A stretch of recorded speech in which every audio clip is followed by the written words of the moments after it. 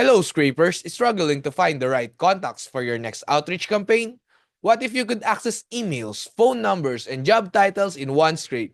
In this tutorial, I will show you how to use the Contacts Finder of Outscraper to get more than 3 contacts in a company. So let's dive right in.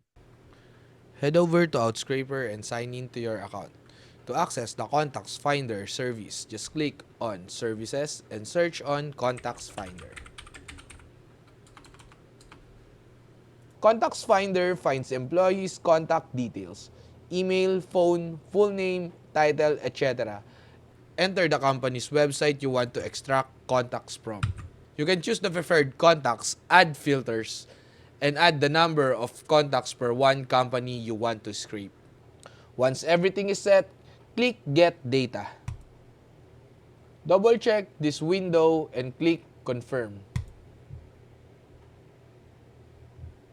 Once the task is done, you can just click this blue button to download your task.